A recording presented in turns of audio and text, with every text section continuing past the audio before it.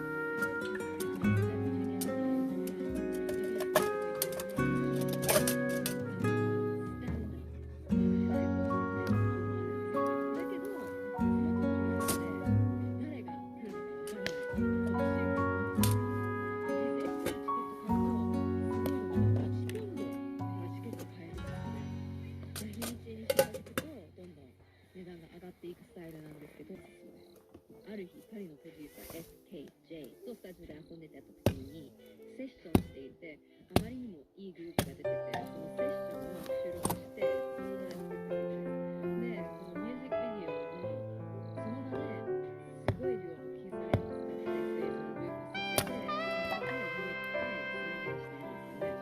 It's really beautiful. Thank you so much for listening.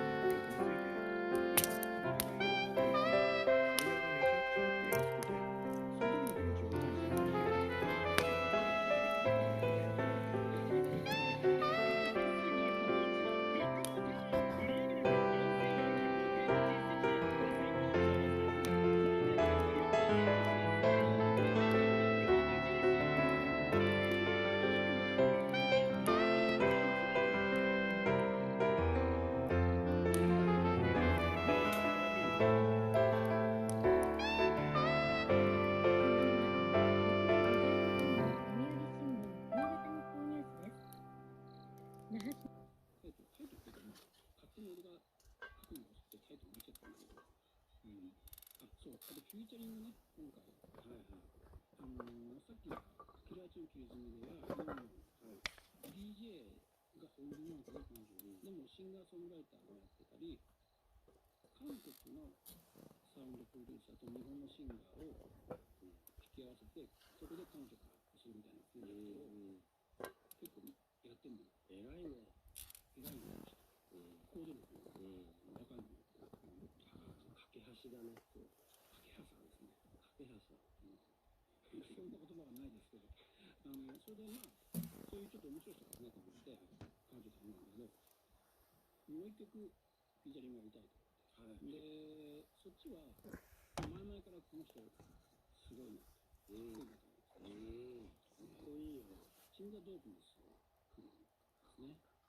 彼にお願いしたんですけど、これまで、ライムスターとか、カリスマドープネス見つけちゃうみたいな。そうですね。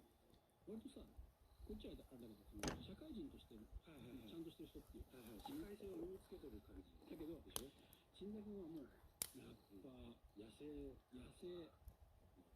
児でしたね。野生児。でもね、目が綺麗でした。目が綺麗。わかる。なんか、つぶらな、そう、感じですよね。目が綺麗。うちで録音したんですけど、その時もね、3回ぐらいしかやんなかったのかな。3テイクぐらいで。もう大丈夫ですみたいな。